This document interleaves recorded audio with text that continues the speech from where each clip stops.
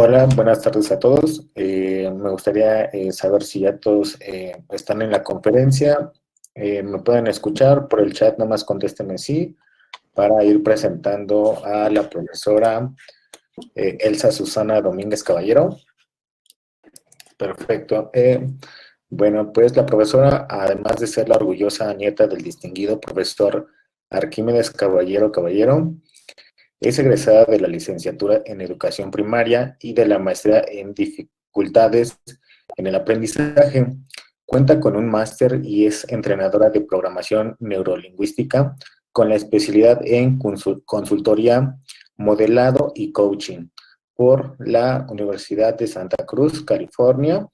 Ha cursado un gran número de diplomados y certificaciones en torno al aprendizaje, la programación neurolingüística, la pedagogía, el inglés, el desarrollo humano, entre otros.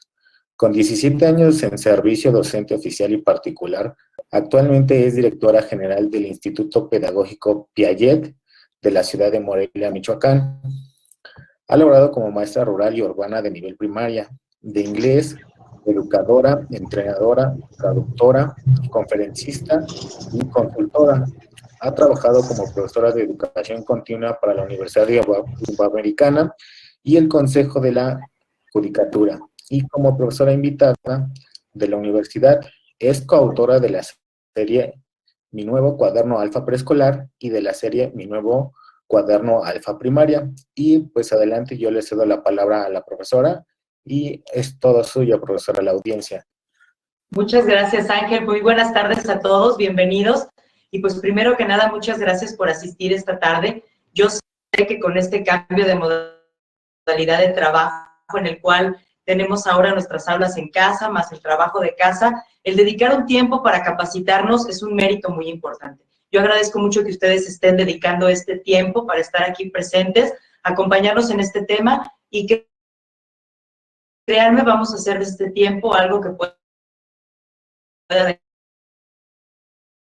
dejarnos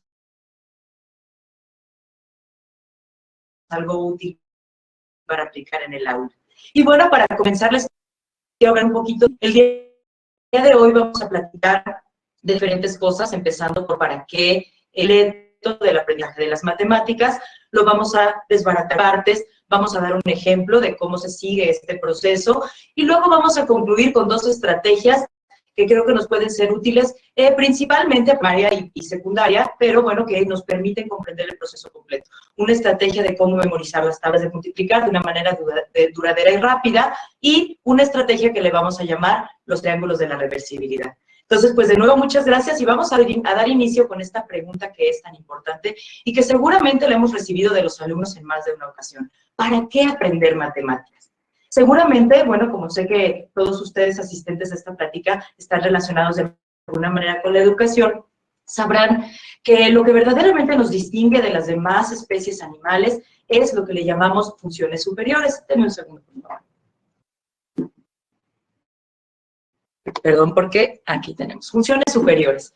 Las funciones superiores son aquellas funciones que nos distinguen del resto de los animales, que nos distinguen y nos hacen ser seres humanos. Entre ellos existe la resolución de problemas, la memorización, el uso del lenguaje, la posibilidad de reflexionar sobre nuestra propia existencia.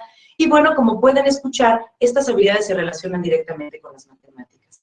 Esto significa que cuando enseñamos matemáticas, estamos enseñando a los niños a ser más humanos. Precisamente les estamos enseñando humanidad.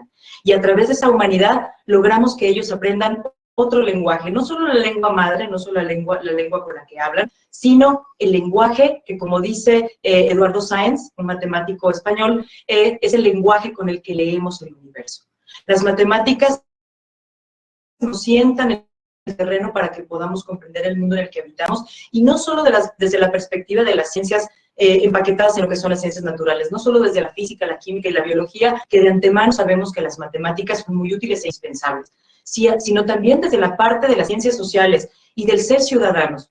Gracias a que nosotros comprendemos las matemáticas, podemos entender de una manera más real lo que sucede a nuestro alrededor y la forma en la que interactuamos como sociedad. De hecho, un ejemplo muy sencillo es lo que estamos viviendo en la actualidad, pues con lo que son la cantidad de información que estamos recibiendo relacionada a lo que se vive en nuestro mundo en este momento, y la forma en la que nosotros verdaderamente podemos distinguir entre lo que, permítanme, perdón, entre lo que sucede, se nos fue por ahí la cámara, permítanme activarla, por favor. La forma en la que nosotros podemos distinguir entre la información que es verídica y la información que de alguna manera distorsiona la realidad es a través de estos modelos matemáticos que nos permiten, y de este juicio y de este razonamiento que nos permite discriminar entre la información que es ficticia y la información que es real. Entonces, bueno, pues aprender matemáticas, sin embargo, pues seguramente ustedes a lo largo de su experiencia sabrán que la mayor parte de los maestros hemos escuchado, tanto de niños como de jóvenes, como de adultos, expresiones como yo no sé matemáticas, a mí no se me dan matemáticas, yo soy burro para las matemáticas son muy difíciles. Todo esto son creencias. Y son creencias que generalmente están basadas en que a lo largo de su periodo de aprendizaje de las matemáticas, lamentablemente es probable que haya vivido un proceso incompleto que haya hecho que no entiendan del todo la importancia de las matemáticas y su relación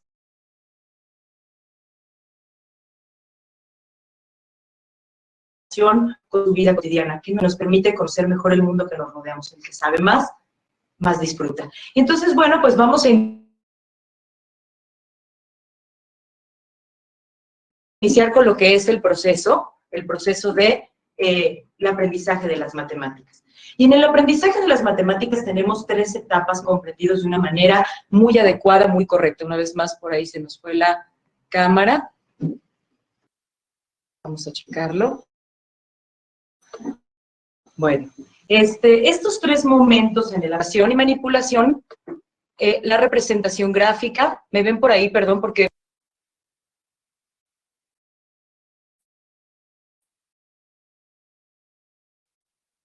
por ahí, ok.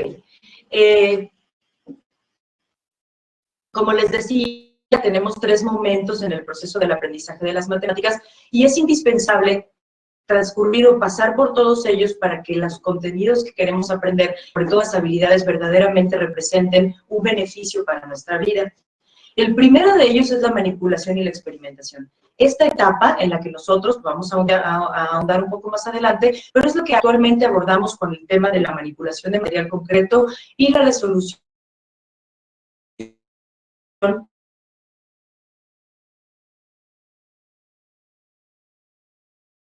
de consignas o de reto. Tenemos la parte de teniendo el puente hacia la abstracción y por último la abstracción. Ahorita los vamos a ver, como les decía, cada uno de ellos, pero es importante recordar que en el proceso o en el desarrollo de los seres humanos, como ya lo sabemos en las etapas descritas por Piaget, los seres humanos transitamos desde un pensamiento concreto hacia un pensamiento abstracto. De hecho, pues desde la etapa sensoriomotriz hasta la etapa de las operaciones formales. De la misma manera, tiene que suceder nuestro proceso de matemáticas.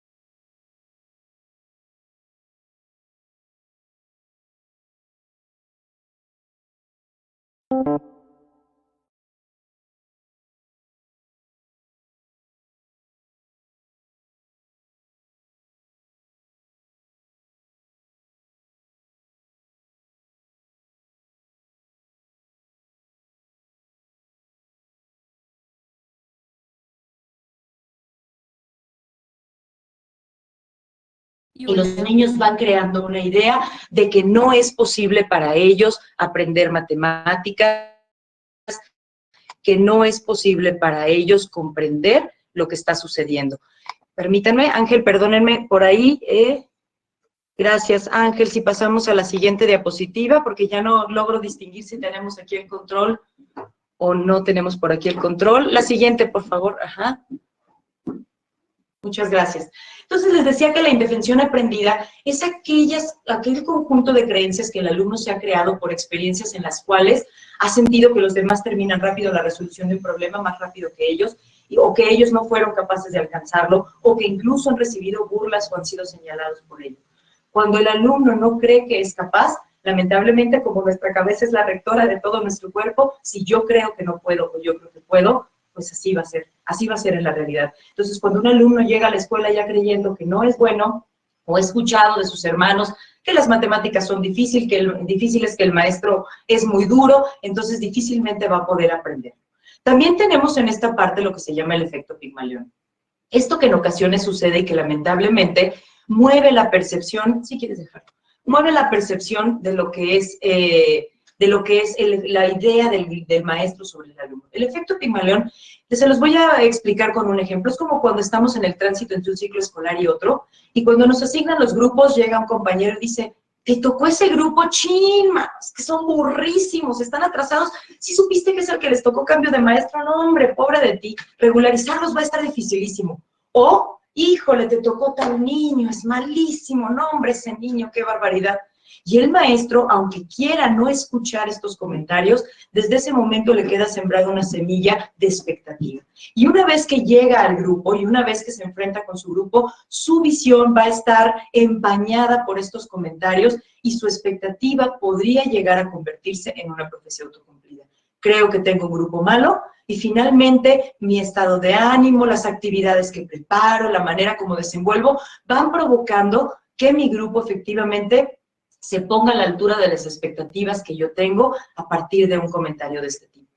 Por eso es que lo que nosotros tenemos que saber y tener muy presente para matemáticas y para todas las materias, pero ahorita que nuestro énfasis está en las matemáticas, es que, Ángela, siguiente, por favor, que el aprendizaje es dependiente del estado. El aprendizaje en todas las materias y en especial en las matemáticas es dependiente del estado.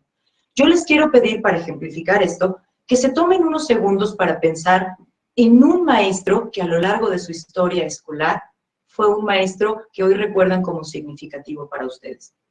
Y les quiero pedir que recuerden por qué. ¿Por qué lo recuerdan como alguien significativo? ¿Por qué lo recuerdan como alguien especial? Unos segunditos para que piensen cuáles son las razones. Muy probablemente, permítanme, por favor. Vamos, nos están adelantando indiscriminadamente. Permítanme. Vamos a la diapositiva 7, por favor. Perdón, a la diapositiva. Bueno, ahí vamos a detenernos un momentito. Muy probablemente ustedes recuerden al profesor que les menciono, no necesariamente porque les enseñó muy bien un contenido en particular, sino es probable que hayan venido a su mente algunas características como, por ejemplo, era amable, era confiable, se preocupaba por nosotros, era estricto pero justo, nos contagiaba su pasión, le gustaba mucho su materia, nos contaba historias de su vida personal en las que les había sido útil todo lo que había aprendido en la escuela, y esto los motivaba. Este es el tipo de ambiente que necesitamos para las matemáticas. Cuando hablamos de que las matemáticas deben ser divertidas, algunos maestros pueden entender por esto esta idea equivocada de que los maestros de matemáticas debemos de convertirnos entonces en payasos y contarles cuentos y hacerles gracias y que todos los problemas tienen que ser acerca de videojuegos y tienen que ser acerca de su vida cotidiana, pero no es así. En realidad, significa crear un ambiente de clase en el que el alumno sepa que tiene todo el soporte, todo el apoyo, se sepa contenido, se sepa sostenido de tal manera que pueda transitar a los diferentes, a la resolución de los diferentes retos que se van haciendo cada vez más complejos con confianza. ¿Y por qué digo cada vez más complejos? Porque en la construcción de esta seguridad, uno de los elementos importantes que tenemos que tomar en cuenta es que los retos tienen que estar diseñados o las consignas de acuerdo al nivel en el que se encuentran los alumnos. Nosotros hacemos una evaluación diagnóstica y presentamos retos que no deben de ser tan sencillos, que no les representen un reto y que realmente puedan aburrirlos, pero tampoco tan complejo, por lo menos al inicio, que les genere frustración.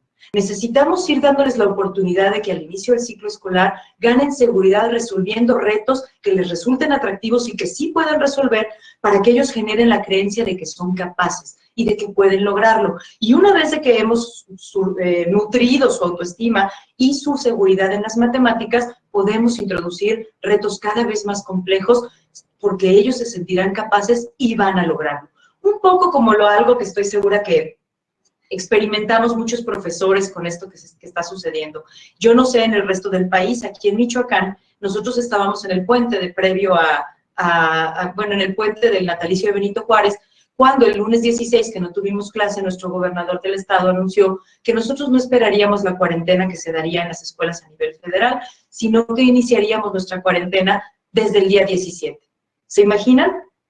Nosotros recibimos la noticia un día antes de que ya no, bueno, un día antes de que ya no tendríamos niños, no tuvimos una semana para ponernos de acuerdo, para entregarles los libros, y sin embargo, tengo el gusto de trabajar con un equipo de maestros de verdad, no solamente muy profesionales y muy entregados, sino además buenos compañeros, porque el 17 nos presentamos a la escuela y entre todos se generó un ambiente de inteligencia colectiva, en el cual hubo quienes ofrecieron hacer los correos electrónicos de los alumnos, hubo quienes dijeron, yo sé cómo manejar Classroom, yo les enseño a mis compañeros, otros dijeron, yo sé hacer videos y editarlos, les voy a hacer tutoriales, les voy a enseñar cómo hacerlo, y entre todos empezamos a hacer una lluvia de ideas y a construir de una manera tan rápida nuestra plataforma para trabajar, que a pesar de que estábamos en el día 17, un día después del anuncio, para las 3 de la tarde ya estábamos invitando y mandando nuestro mensaje de bienvenida a nuestro sistema en línea a toda nuestra comunidad educativa.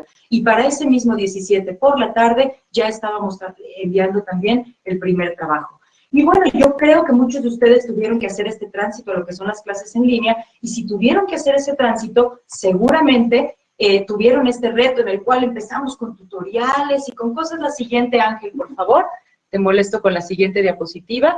Con este tránsito en el cual de manera muy ágil, de manera muy rápida, nos vimos en nuestras primeras clases en línea.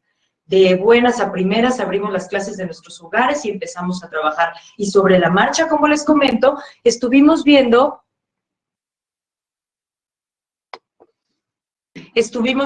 diferentes escenarios, diferentes informaciones, y empezamos a trabajar con las clases en línea. Después de unos cuantos días de confusión, de estrés, de reto, de frustración, porque todas estas situaciones se sienten cuando nosotros estamos en una situación nueva, cuando nosotros nos estamos enfrentando a un problema, que son las mismitas emociones que nuestros alumnos enfrentan cuando están resolviendo problemas matemáticos. Cuando ya por fin se sentaron las cosas, encontramos la solución y pudimos avanzar en el trabajo con las clases en línea, seguramente compartirá conmigo que la sensación generalizada de los compañeros maestros fue una sensación de logro, una sensación de yes, ¿verdad? Lo logré. Y eso es lo que queremos lograr a nuestros alumnos, que estos retos los lleven a un proceso que sí les exija emocionalmente algo de frustración, que ponga en actividad su creatividad, incluso un ligero estrés, pero que finalmente tengan ese logro con el que puedan decir yes, porque eso les va a generar la plataforma emocional que les permite enfrentarse a retos cada vez más complejos y sobre todo pasar a la parte abstracta de manera más sencilla. Y bueno, yo les decía hace un momento que tenemos que considerar que el aprendizaje es dependiente del estado. Entonces, si nosotros ya hemos logrado este yes, nuestras clases divertidas radicarán en que tú te emocionas porque te das cuenta que eres capaz, porque te das cuenta que puedes hacerlo, porque te sientes orgulloso de ti mismo. Y también, adelante por favor, el segundo elemento que va a ser atractivo, divertida la clase de matemáticas será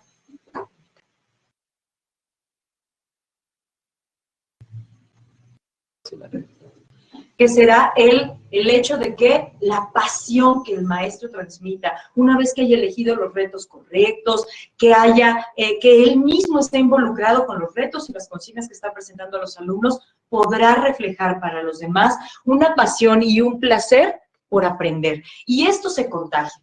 El explicarles por qué se contagia, bueno, es tema de digamos, de otra plática diferente, y nos estaremos metiendo en temas de neuronas espejo y demás, pero créanme, cuando una persona disfruta lo que está haciendo, y estoy segura que lo saben porque seguramente han visto a alguna persona en cualquier oficio entrar en estado de flujo, que es este estado cuando algo nos apasiona y se nos va la noción del tiempo, cómo le brillan los ojos y cómo brilla la persona de lo ilusionado que está. Y ese brillo se contagia. Esa pasión por aprender es lo que le vamos a contagiar a nuestros alumnos, que nos va a sentar la plataforma para que se animen a resolver estos retos. Por ejemplo, como yo les decía ya, material concreto, como fichas, palitos, demás, en preescolar, y cómo geoplanos, como por ejemplo regletas, como por ejemplo igualmente palitos y fichas en primaria, y en secundaria, que las matemáticas han transitado ya a un nivel mucho más complejo, a lo mejor vamos a necesitar menos de manipulación, pero sí de reto, y aún pueden haber elementos de manipulación. Yo, por ejemplo, tengo el gusto de seguir compartiendo con mi maestro de matemáticas de secundaria, que por ahí está de espectador, Martín Ochoa, y él a los chicos de secundaria les pide que elaboren un goniómetro con el cual aplican la trigonometría y la entienden en la práctica. Y eso es algo que les va a permitir pasar de lo concreto a lo abstracto y con ello comprender para qué sirve. Aquí les quiero decir que nos enfrentamos con frecuencia también a la pregunta, ¿y esto para qué lo voy a usar en mi vida cotidiana? Y el ejemplo clásico, ¿cuándo voy a usar una raíz cuadrada en mi vida cotidiana? Recuerden que el enseñar matemáticas nos ayuda a hacernos más humanos.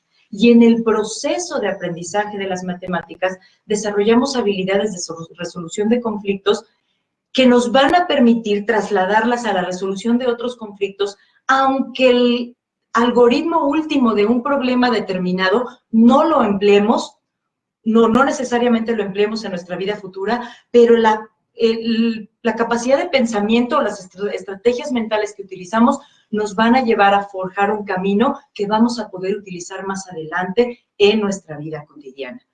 Y bueno, tenemos después el segundo paso. El segundo paso, que es la representación gráfica y la verbalización.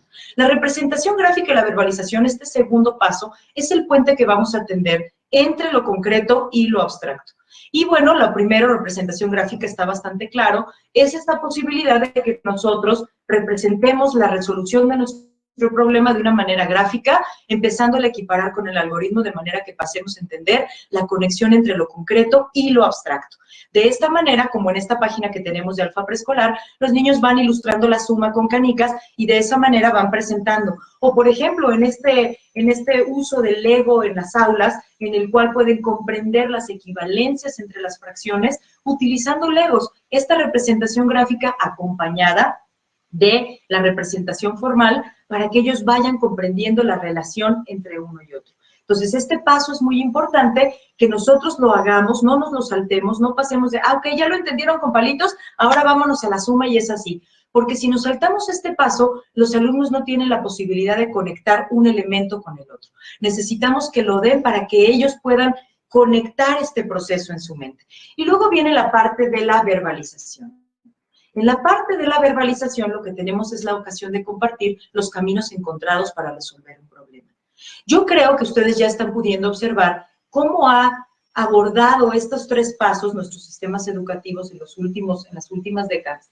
Les quiero decir que los últimos dos modelos educativos que hemos tenido, Plan 2011 y el nuevo modelo educativo, han prestado especial interés en estos dos primeros momentos, en esta parte de lo que es la manipulación y la experimentación a través de las consignas en los libros de desafíos matemáticos, y en ellos he sugerido que siempre se concluya compartiendo los caminos encontrados para la solución de los problemas.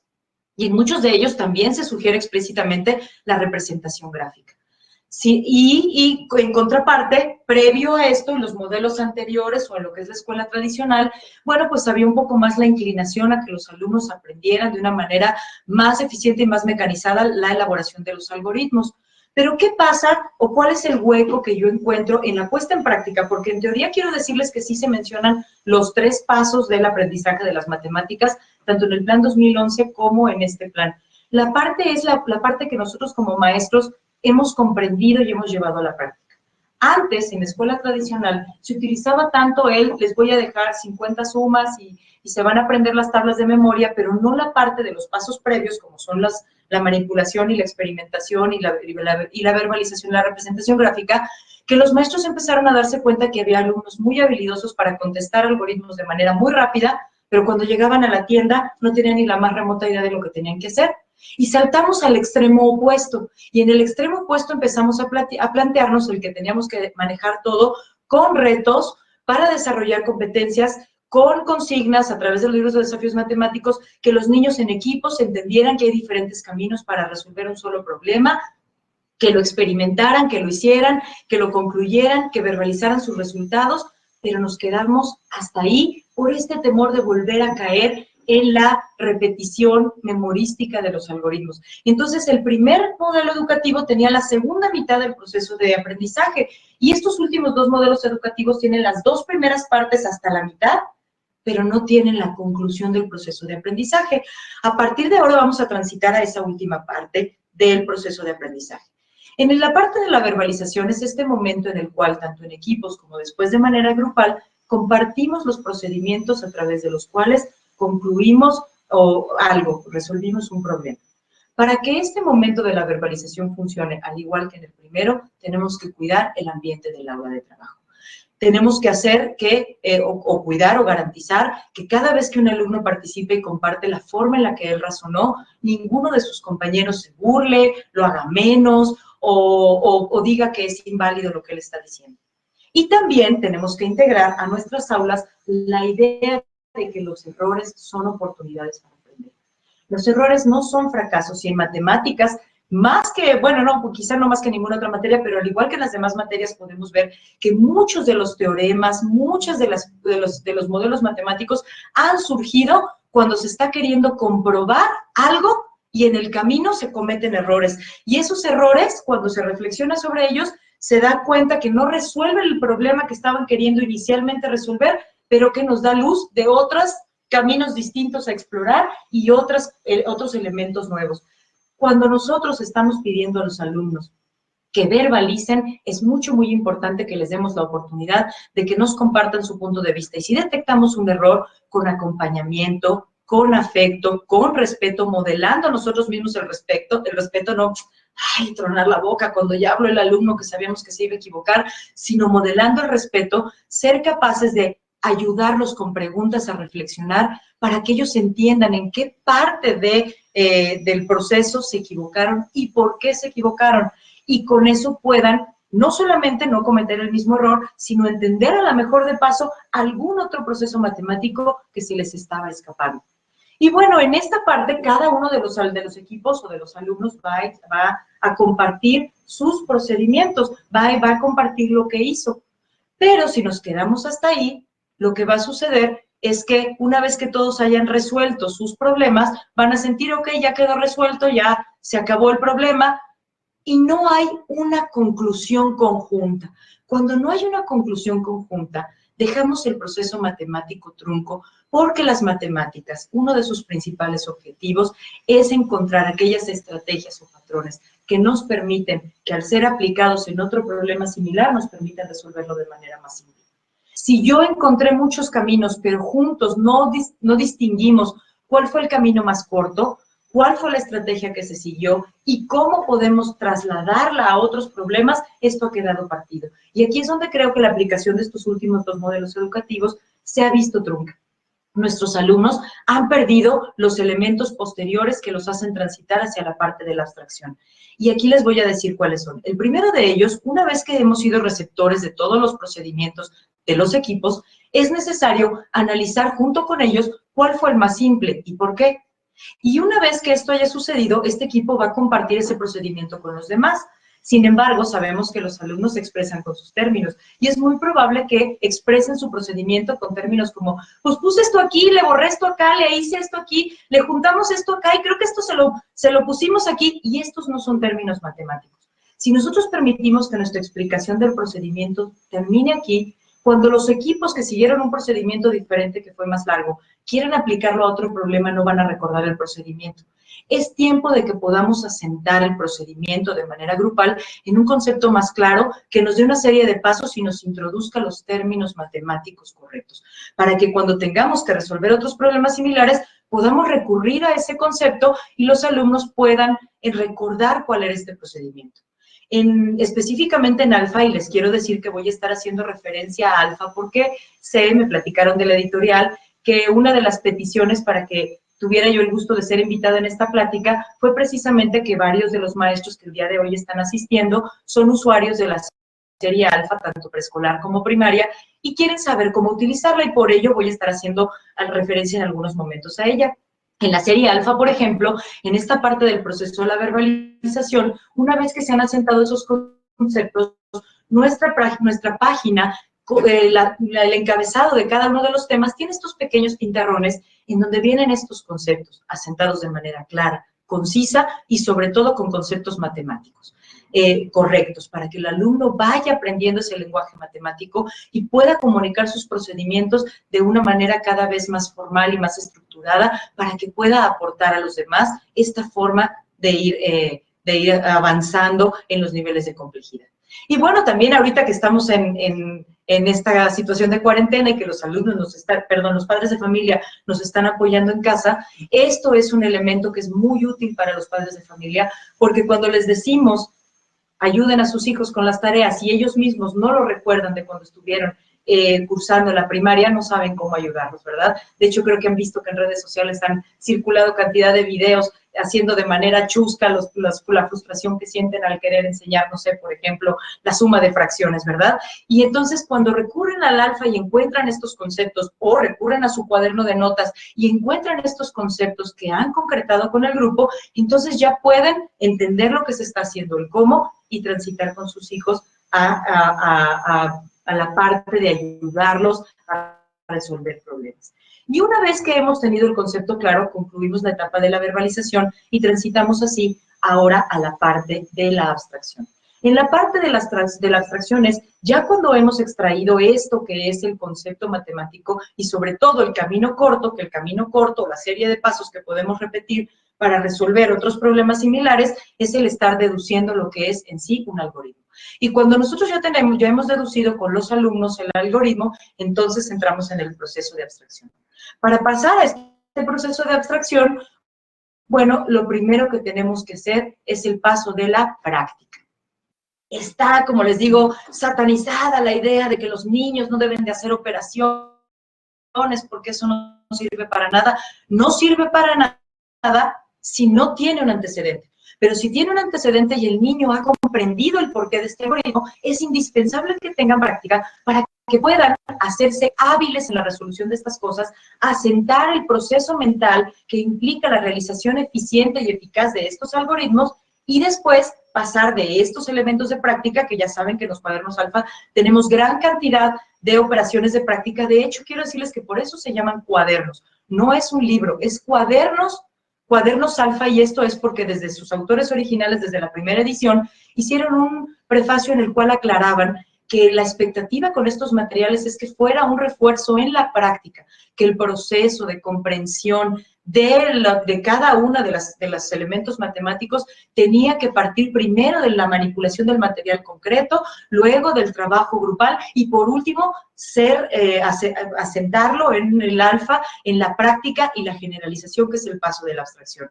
Ahora hemos añadido en los alfa retos y eso hace que también tengamos elementos como maestros para la primera parte, que es la experimentación y la manipulación, pero el cuerpo o lo más fuerte de los alfa es la parte de la ejercitación. Y ahí tenemos primero lo que es la práctica, y ya que los niños han practicado el algoritmo, pasamos ahora al paso de la generalización. Y la generalización es la posibilidad de que los alumnos utilicen ese mismo algoritmo en otros problemas semejantes, para que de esa manera, vamos a ver qué se nos quedó por aquí, para que de esa manera ellos puedan aplicarlo ya de manera más efectiva, ya de manera más eficiente. Como ellos ya han comprendido lo que hay detrás, bueno, pues de esta manera ellos ya podrán resolver problemas similares con este algoritmo descubierto. Pero no paramos ahí. Una vez que han sido capaces de resolver problemas dados con ese mismo algoritmo, ahora viene un paso adicional. Y este es un paso que sí no he visto sugerido en muchos lugares, pero que es muy interesante hacer con los alumnos, porque cuando nosotros aprendemos algo, primero aprendemos a hacerlo de una manera en la que para llevarlo a la práctica tenemos que estar muy conscientes de cada paso. Cuando lo practicamos se hace natural y ya tenemos un aprendizaje inconsciente. Ya nosotros sabemos algo sin saber cómo lo hacemos, pero lo hacemos de manera ágil. Pero para verdaderamente tener maestría sobre ese conocimiento, tenemos que ser capaces después de poder reflexionar sobre el proceso de cómo sé que sé y cómo puedo comunicarlo a otros, porque al comunicarlo a otros esclarezco mi proceso mental y por lo tanto puedo garantizar que lo he entendido, que lo sé. Por eso cuando enseñamos, por eso los alumnos en secundaria cuando se reúnen a estudiar juntos y se explican unos a otros, aseguran un buen desempeño en sus exámenes porque al explicarlo a otros clarifico mi propio proceso mental. Por eso en este paso de la generalización, un paso posterior a esto de resolver problemas similares es la posibilidad de elaborar ahora problemas redactados por ellos mismos, problemas o retos o consignas redactadas por ellos mismos en donde apliquen este mismo algoritmo que nosotros estamos viendo que han utilizado. Aquí les dejo un par de ejemplos donde los niños, con ese mismo algoritmo que ellos habían aprendido, desarrollaron ellos la redacción. Cuando me lo traen como maestro, yo puedo analizar con ellos porque ahí me voy a percatar si verdaderamente lo comprendieron.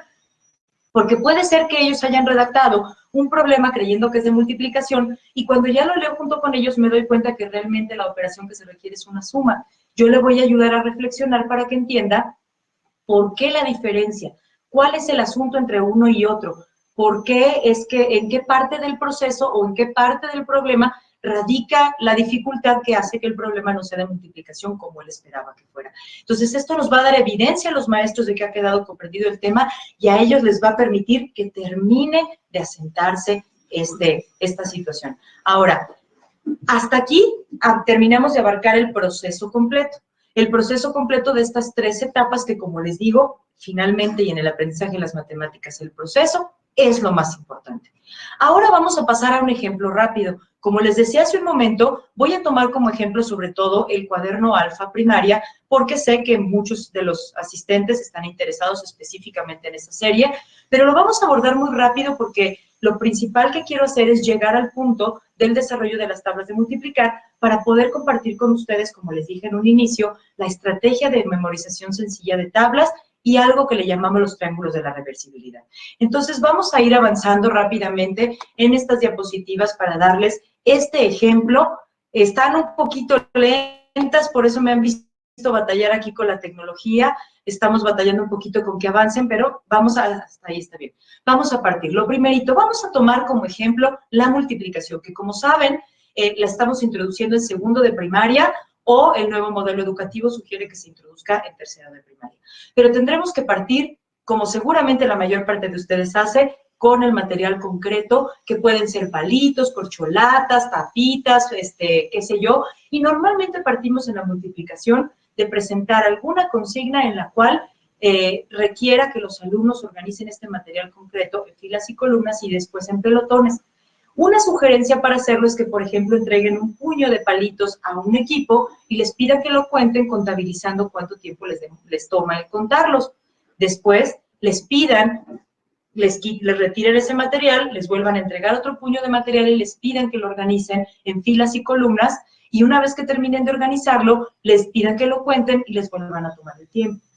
Esto para que los alumnos deduzcan que es mucho más rápido contabilizarlo cuando está ordenado y empiecen a deducir de ahí que es más fácil sumar con sumas iteradas que solamente con elementos sueltos y empiecen a trabajar las sumas iteradas.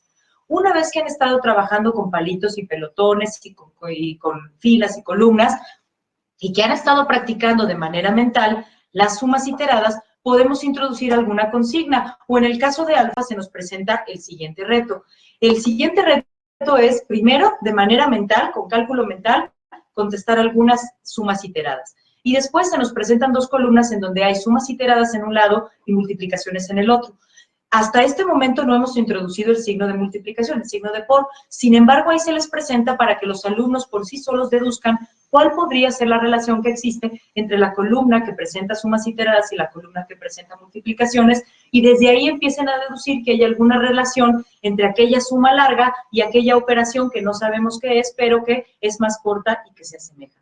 Entonces, aquí ya introducimos esta parte. Una vez que se ha tenido una consigna o un reto, pasamos a la representación gráfica. En los libros alfa tenemos diferentes actividades de representación gráfica. Ahorita estoy yendo con aritmética, pero también en geometría, por ejemplo, en medición, hay diferentes elementos de representación gráfica y sugerencias de cómo transitar por estas etapas. Por ejemplo, en la medición en alfa y también en el programa, no empezamos directamente presentándoles una regla o un metro, empezamos con las medidas arbitrarias. Mide con tu mano, mide con tu cuaderno, mide con tu brazo, para que ellos puedan transitar hacia el pensamiento abstracto, pero partiendo de la experimentación. Y bueno, les decía que aquí tenemos la parte de la representación gráfica, después tenemos una página de práctica de la representación gráfica, y después tenemos ya, en esta práctica de la representación gráfica se introduce tanto las sumas iteradas como la multiplicación. Para ahí, ya en la página anterior, ya se había explicado cuál era el signo de la multiplicación. Después tenemos aquí lo que son ya la representación gráfica, pero ya solamente el algoritmo abstracto, para que ya lo vayan asociando y para que ya lo vayan uniendo uno con el otro. Y luego tenemos un elemento que les permite todavía hacer una mejor conexión entre todas estas ideas, entre todos estos elementos, que es el poder embonar en su mente o conectar todo esto con esta página, por ejemplo, donde se les presenta la representación gráfica, verticalmente la suma iterada, horizontalmente la multiplicación, y todo apunta a un mismo resultado, de manera que el alumno puede conectar las relaciones entre los tres elementos y poder transitar de lo concreto a la suma iterada, que es algo que ya conocían, y de ahí a la multiplicación, que es el concepto abstracto nuevo, que es el nuevo algoritmo.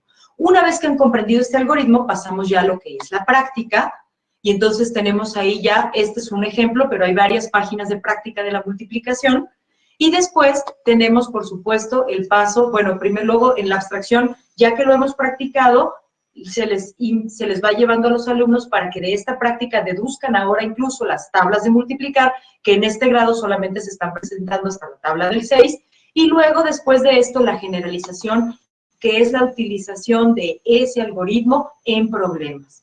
Y de ahí, bueno, pues por supuesto, como les decía anteriormente, queda la invitación a que ayuden, orienten a los niños a que ellos creen sus propios problemas para ampliar la generalización hacia el desarrollo de problemas por ellos mismos. Ahora, hasta aquí hemos desarrollado todo el proceso de la multiplicación y hasta este momento no habíamos hablado de memorización. Si se dan cuenta, partimos de que el alumno comprende, comparte, verbaliza y representa, practica, conecta lo representado y las sumas que ya conocía con el algoritmo, practica el algoritmo y lo generaliza resolviendo problemas matemáticos.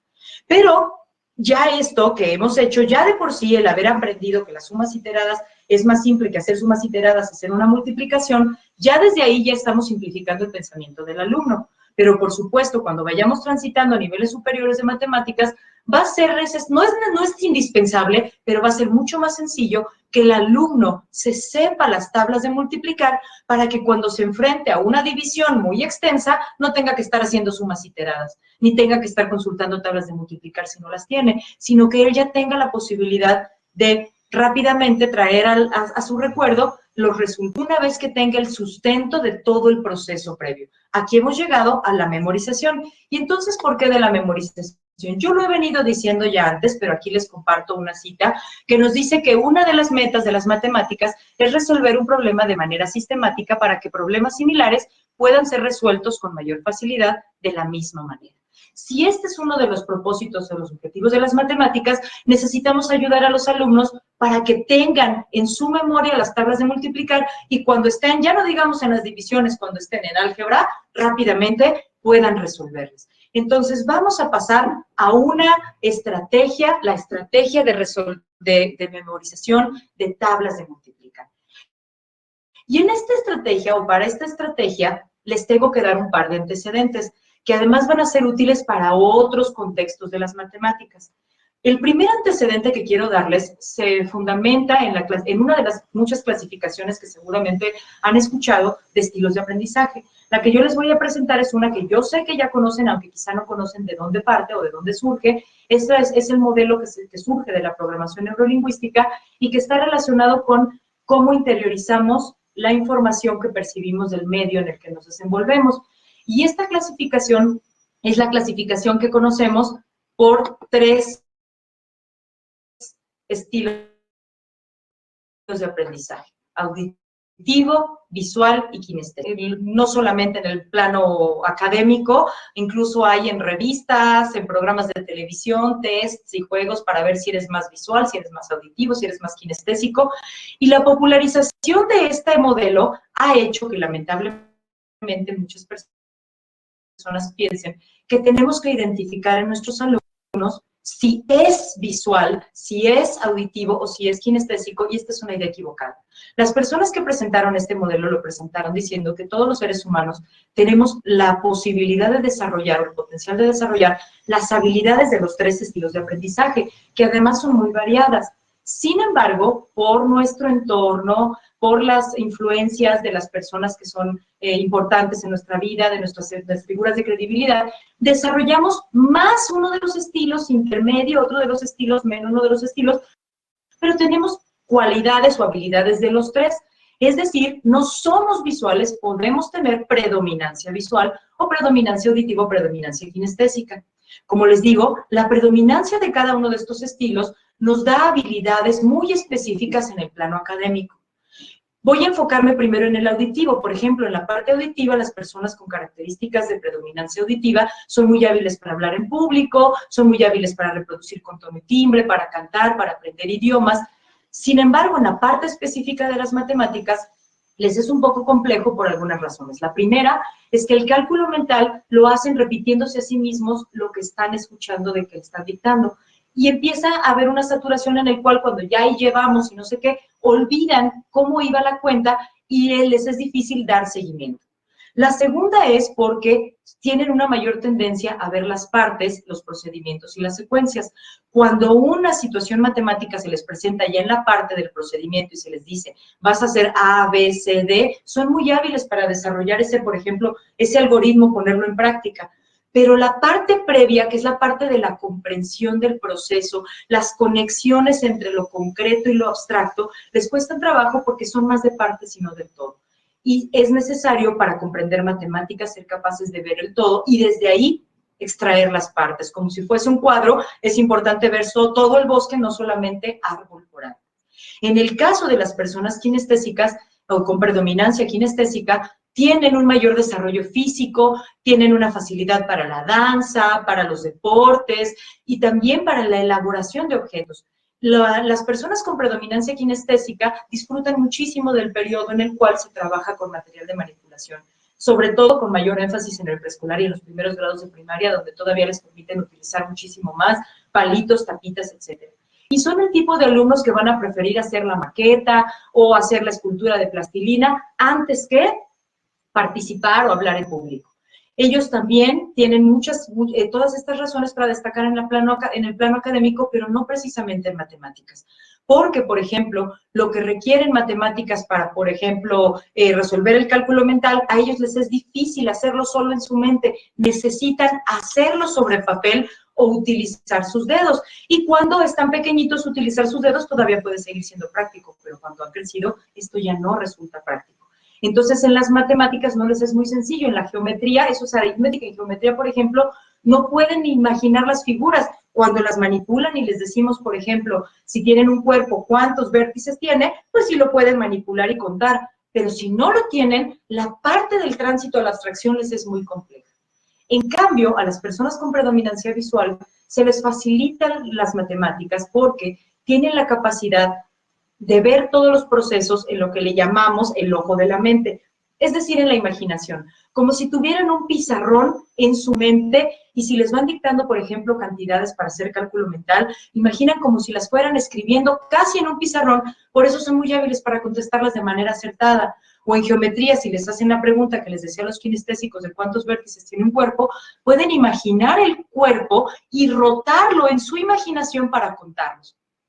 El tránsito a la abstracción para las personas con capacidades visuales es muy sencillo también, por lo que les decía, tienen la comprensión global del todo. De hecho, las personas visuales tienen muy buena, con predominancia visual, tienen muy buena comprensión lectora. Por lo mismo, porque entienden el todo y de ahí extraen las partes. Lo mismo sucede aquí en los problemas que se los presentan, en los retos, en las consignas. Muy importante es ver el todo del problema para poder ir uniendo las partes, para poder deducir una conclusión e incluso ven más allá de las partes del problema matemático, desarrollan con más facilidad el pensamiento divergente y son capaces de tomar elementos de otras materias y de otras experiencias que les sirven para resolver ese problema. Y se les ocurren estas cosas que pueden ver tejiéndolas como en un mapa mental que solo está en su mente. Entonces, digo esto porque van a ver que para la estrategia de memorización de las tablas y también para lo que sigue, que son los triángulos de la reversibilidad, vamos a necesitar desarrollar en nuestros alumnos las habilidades visuales a quienes no las han desarrollado mucho por sí solos. Pero no solo para esas dos estrategias, sino en general. Si yo promuevo actividades de desarrollo de habilidades visuales, voy a promover que se facilite el aprendizaje de las matemáticas en mis alumnos. Las habilidades visuales en general facilitan el aprendizaje de las matemáticas. Entonces, ¿cómo qué actividades vamos a utilizar en general para desarrollar las habilidades visuales en el aula? Con eso está bien. Vamos a utilizar, por ejemplo, en diferentes materias, no solo en matemáticas, o vamos a promover juegos como el memorama, el dominó, juegos como, por ejemplo, de que encuentren figuras en escenarios saturados, como cuando decimos, por ejemplo, encontrar a Waldo, cuando tenemos estas imágenes que están muy saturadas y hay un elemento que tenemos que encontrar. Aquí les puse de ejemplo el tangram, el ajedrez, el juego, por ejemplo, del lince, que es un juego mexicano con un tablero de figuras que hay que ubicar, la lotería, y aunque no lo crean, también los videojuegos. El contenido es tema aparte, el contenido, pues lógicamente tiene que cuidarse que el contenido no sea violento, etcétera. Pero hay muchos videojuegos que actualmente hacen que los niños imaginen una perspectiva, que están viendo en una dirección, pero que mientras están viendo en esa dirección tienen que imaginar cómo se vería todo a su alrededor, qué tienen atrás, qué tienen a la derecha o a la izquierda, y esa capacidad de imaginar, de tener solamente en su mente presente todo el escenario visual, pues lógicamente les va a facilitar o les va a desarrollar las habilidades visuales. De hecho, no es desconocido el pensar que una persona que es buena para el ajedrez es buena para las matemáticas, o que una persona que siempre gana en el dominó es porque está haciendo cuentas y está haciendo matemáticamente, está jugando matemáticamente. Entonces, podemos ver la conexión entre estos juegos y el desarrollo de la facilidad para las matemáticas.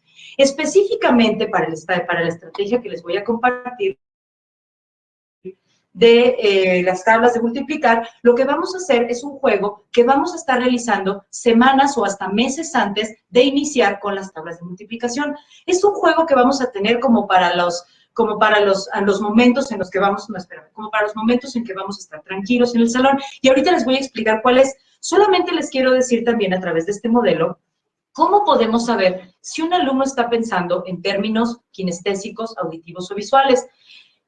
También derivado de la programación neurolingüística surge este modelo que se llama claves de acceso ocular, que nos indica que nosotros no movemos los ojos nada más porque sí. Cuando estamos interactuando y cuando estamos hablando, movemos los ojos de acuerdo al tipo de pensamiento que estamos teniendo. De tal manera que si yo giro mis ojos del lado izquierdo hacia arriba, lo que va a suceder es que voy a recordar una imagen. Si los giro hacia arriba del lado derecho, la voy a construir. Por ejemplo, acá recuerdo cómo se ve un elefante y acá construyo cómo se vería con un moñote verde con puntos blancos, si nunca lo he visto. En la zona media, cuando giro mis ojos en la zona media, si los giro en la zona media a la izquierda, recuerdo sonidos o voces. Si los giro en la zona media a la derecha, los construyo. Cuando bajo mis ojos hacia la izquierda, estoy en diálogo interno y así podemos ver algunas personas que van por la calle, 2 chiles, 3 jitomates, no sé qué, hablando consigo mismos. Y cuando los giro del lado derecho, entro en contacto con sentimientos y sensaciones. Y esta es la razón por la que, pues, muchas veces cuando vemos a la gente así, suponemos que está triste o lo vemos que es compasiva. No podríamos ver a una persona, ¡ay, qué compasiva es esta persona!, ¿verdad? Porque esto nos habla de tipo de pensamiento.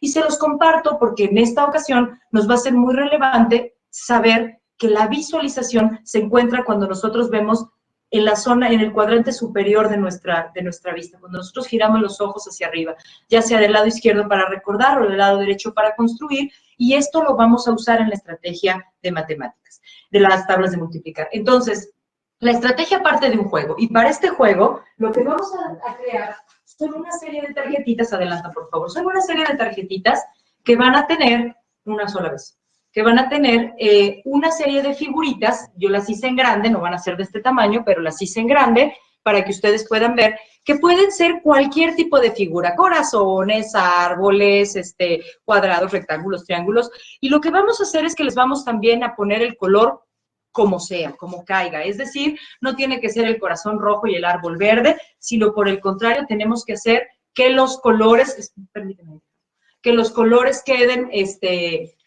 indistintamente puestos. Y vamos a tener un grupo varios grupos de tarjetitas de este tipo, ahora sí en un tamaño más manejable, en un tamaño como este, en un tamaño más manejable, y les vamos a pedir a los alumnos que se pongan en parejas. Entonces, lo que vamos a hacer es que a lo largo de las semanas previas al aprendizaje de las tablas de multiplicar, lo que vamos a hacer es que les vamos a pedir a los alumnos que se pongan en parejas y que en tiempecitos muertos, en pausas activas, jueguen un ratito este juego. Y la manera como lo vamos a jugar es la siguiente. Se los voy a mostrar, le voy a pedir ayuda a una de mis hijas para que vean la posición en la que lo vamos a jugar. Ella es Sofía. Sofía, por favor. Y les vamos a pedir que entre las dos personas que están jugando, uno de ellos se siente, enderezate un poquito, por favor. Uno de los dos se siente y el otro se ponga de pie frente a esa persona. Permítanme porque creo que la diapositiva está un poco atorada. Déjenme ver si la podemos pasar. Algo está sucediendo. Bueno, vamos a darle tiempo a la diapositiva. Pero les decía yo que la persona está sentada y una persona está sentada y la otra está parada. Y la que está parada tiene su grupo de tarjetas. Estas incluso se pueden imprimir, se pueden forrar con contact, para tener diferentes grupos de tarjetas variadas y que los alumnos puedan jugar con ellas en diferentes momentos. Ahí tenemos las tarjetas. Y lo que le vamos a pedir a los niños es que la primera vez que jueguen seleccionando solamente 2 tarjetas. Y vamos a ir aumentando tarjetas conforme la habilidad va mejorando. Entonces, el alumno que está parado, por ejemplo, va a tomar 2 tarjetas. Y esas 2 tarjetas se las va a presentar al alumno que está sentado, pero arriba. ¿Por qué parado? Porque va a provocar que el alumno que está sentado tenga que girar sus ojos hacia arriba. Ahora, algunos de ustedes seguramente han escuchado de la teoría hemisférica, si no es que todos, en el cual sabemos que nuestro hemisferio izquierdo es más racional, estructurado, de secuencia, de orden, de matemáticas, y el derecho es más de colores, de música, de arte, sin estructura, temporal, etcétera. Sin embargo, lo que no sé si todos han escuchado es que nuestro hemisferio derecho es 3.500 veces más rápido para memorizar que nuestro hemisferio izquierdo. Por lo tanto, vamos a aprovecharnos de esas habilidades del hemisferio derecho y vamos a cautivar su atención de 2 maneras. Utilizando colores variados, porque al hemisferio derecho le atraen los colores y las formas variadas. Y el segundo, el hacerlo por flasheos de imágenes. Los flasheos de imágenes hacen que la información pase tan rápido a la memoria que la razón o la conciencia no filtre la información. Es un poco el efecto que tienen los comerciales subliminales. Nos pasan tan rápido que la razón no alcanza a decir, hey, esto es negativo, esto es malo, frénalo, sino que rápidamente pasa y cuando menos lo esperamos ya está grabado en nuestra mente. Algo así vamos a hacer. Entonces, la persona que está parada va a agarrar 2 tarjetas de figuras diferentes, colores diferentes, y le va a pedir a la persona que está sentada que sin levantar su barbilla, mire las tarjetas. ¿Y por qué sin levantar su barbilla? Si yo levanto mi barbilla, estoy viendo con los ojos en la zona media y no es la zona de visualización. Si yo bajo mi barbilla, estoy viendo con los ojos en el cuadrante de visualización. Y de esa manera voy a hacer que lo aprendan como una fotografía mental. Y lo que va a hacer la persona es que le va a poner abanicando las tarjetas a su compañero hasta que el compañero diga ya, la quita y luego le va a hacer preguntas. Le va a hacer preguntas sobre las tarjetas. ¿Qué figuras eran? Un cuadrado y una flecha. Un cuadrado y una flecha. ¿De qué color era la flecha? Naranja. Naranja. Si hubiera equivocado, estuvo a punto de hacerlo, lo que vamos a hacer es que en este momento vamos a modelar cómo los errores son oportunidades para aprender, pero no queremos que queden grabados en la neurología pensando, bueno, sí era, no. Lo que vamos a hacer es que va a ser parte del juego. Vente, no, otra vez, y entonces le voy a pedir que se pare y nos vamos a sacudir. Sacudo, sacudo, sacudo, fuerte, fuerte, fuerte, porque con eso rompemos el estado emocional. Rompo el estado emocional generado por la equivocación, se sienta y se las abanico de nuevo. ¿Ya? Ahora sí. ¿De qué color es la flecha? Naranja. Naranja. ¿De qué color es el cuadrado? ¿En qué orden estaban? El cuadrado está en la derecha y la flecha en la izquierda. Muy bien, gracias, Sofía. Entonces, con este juego lo que vamos a hacer es que la primera semana 2 tarjetas, ya que lo han jugado algunas veces 3 tarjetas, y así vamos a ir aumentando para que los alumnos tengan que memorizar muchas tarjetas, todas las que sus manitas alcancen a agarrar, antes de que lleguemos a la parte de las tablas de multiplicar.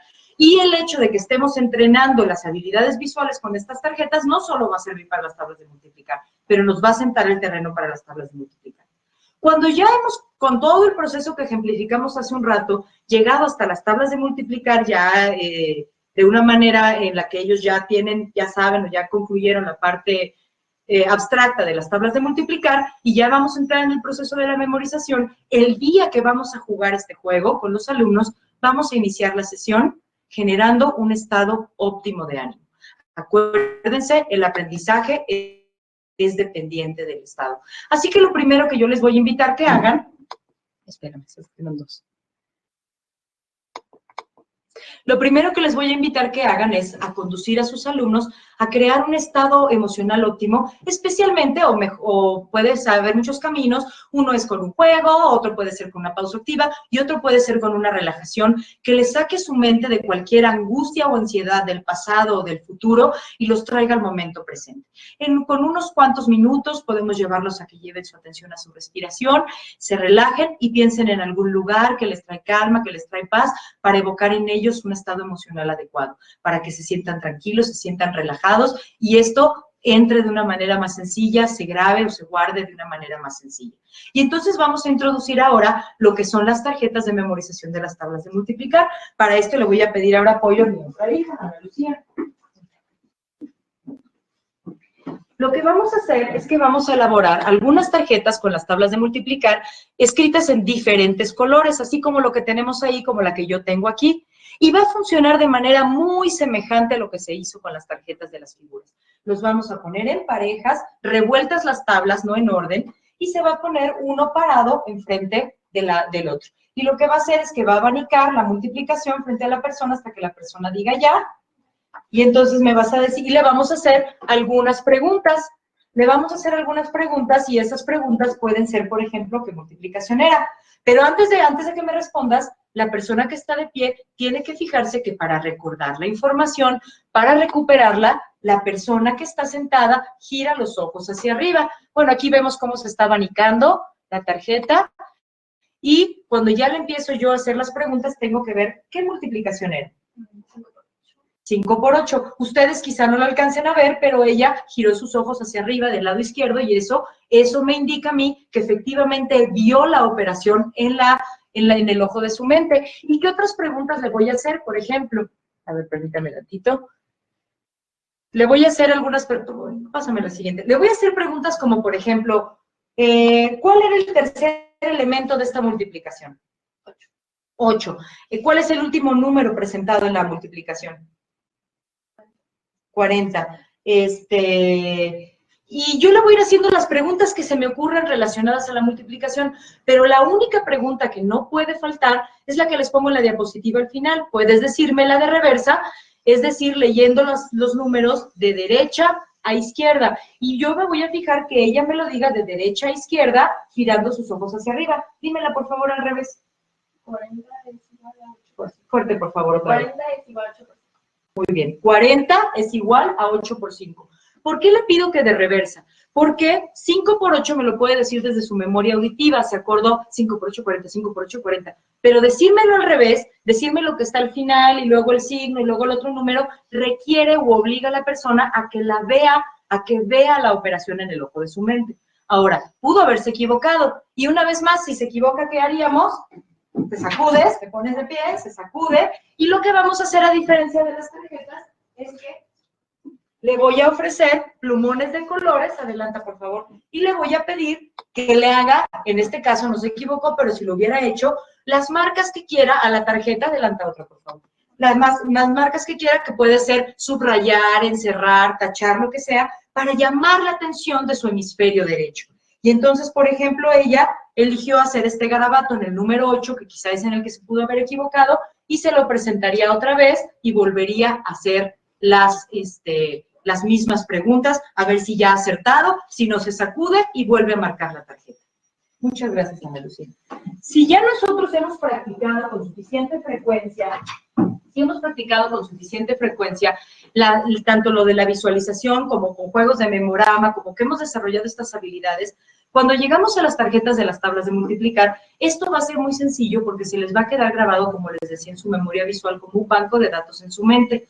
Cuando tienen que aplicar las multiplicaciones y el niño dice, es que no me acuerdo cuándo es 5 por 8, yo puedo observar que no se va a acordar porque está pensando en términos de sentimientos. Entonces le puedo decir, gira tus ojos hacia arriba a la izquierda. Y cuando gira los ojos hacia arriba a la izquierda, se le va a venir a la mente la imagen de la tarjeta donde vio escrita esa cantidad. Y eso nos facilita el procedimiento, porque cuando aprendemos las tablas de multiplicar, por ejemplo, cantadas, que no digo que no lo hagamos, esto puede ser un refuerzo, pero cuando lo aprendemos solamente de manera auditiva y aprenden una canción 2 por 1, 2 por 2 son 4, cuando a una persona les dice cuánto es 2 por 8, el alumno tiene que empezar a cantar desde el 2 por 1, 2 para recordar cuánto era el 2 por 8. Y esto alenta el proceso. Este otro camino, en cambio, es un camino muchísimo más rápido que nos permite llegar a que el alumno pueda recolectar esa información de su mente de una manera mucho más eficiente, que como veíamos, es uno de los objetivos de las matemáticas. Y de aquí transicionamos a lo último que vamos a compartir el día de hoy, que son los triángulos de la reversibilidad. Los triángulos de la reversibilidad es algo que sugerimos hacer, que puede ser en vez de esto o puede ser adicional a esto, que es una forma de que los alumnos comprendan las multiplicaciones, las memoricen, pero al mismo tiempo encuentren la relación entre los factores de una multiplicación y la reversibilidad o que es una operación reversible con la división. Entonces, los triángulos de la reversibilidad no son más que la elaboración de triángulos en los cuales, en lugar de poner las multiplicaciones tradicionalmente, como lo pusimos aquí, lo pongamos de esta manera, donde tengamos con el resultado. De tal manera que cuando yo le presente a los alumnos esto, cuando ya hemos evolucionado, ahorita les voy a decir cómo los vamos a presentar, esto les permite a los alumnos comprender que 8 por 5 es 40, 5 por 8 es 40, 40 entre 8 son 5, 40 entre 5 son 8.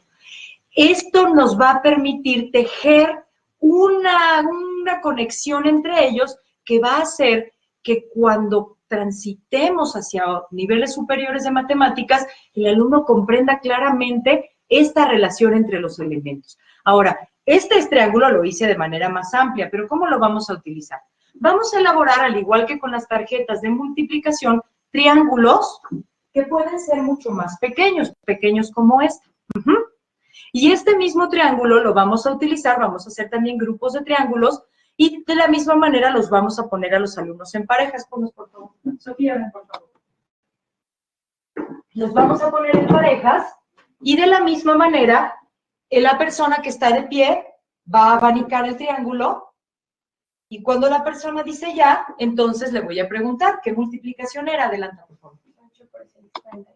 8 por 6, 48. Y yo tengo que observar una vez más que para recuperar la información, ella ha girado los ojos hacia arriba.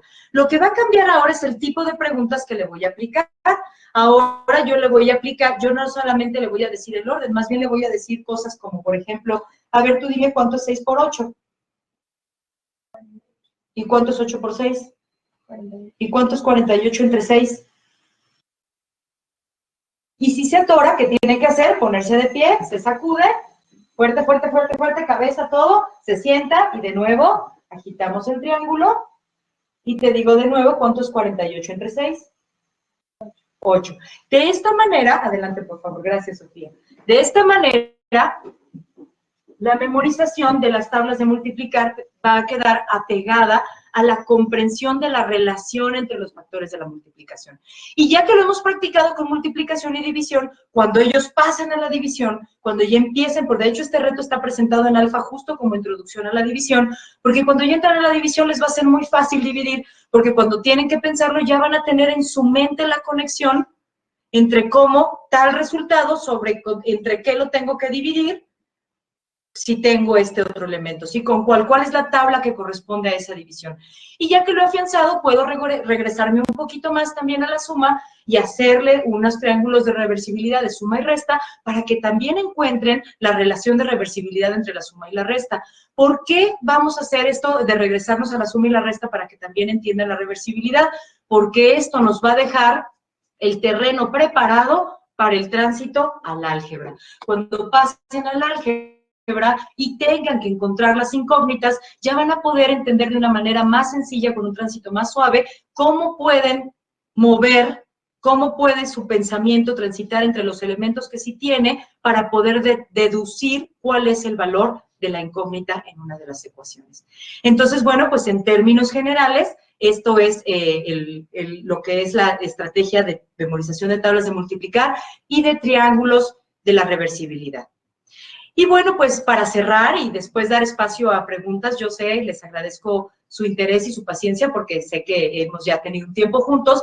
Quiero cerrar retomando algo con lo que empecé esta charla, hablándoles que en matemáticas el proceso es tan importante como el resultado o quizá más, porque es en el proceso de aprendizaje de las diferentes habilidades en el cual se desarrollan las habilidades lógicas necesarias para comprender el mundo que nos rodea. Y se los quiero compartir en palabras de mi abuelo, uno de los coautores originales de esta serie Alfa Preescolar, quien, como podrán leer en esta cita, nos dice, por último, y por lo que se refiere a la actitud del maestro, no olvidar que es más importante el rumbo que la meta, puesto que la meta es el fin, es término. En cambio, el rumbo es camino, es evolución, es esperanza. Arquímedes Caballero. Y bueno, pues como podrán ver, todo esto, con esto caminamos juntos, todo lo que es este proceso del aprendizaje de las matemáticas. Me gustaría compartirles mucho más, sé que tenemos un marco de tiempo específico, pero por hoy espero de todo corazón que todo esto que hemos platicado pueda serles de utilidad en el diseño de sus clases y sobre todo en el acompañamiento de aprendices mucho más felices de las matemáticas, de niños que verdaderamente le encuentren sentido, le encuentren el placer de aprender y entonces tengamos cada vez más personas aportando para que nuestro mundo pueda crecer con todo el conocimiento descubierto por cada uno de ellos. Y bueno, pues abrimos el espacio a preguntas.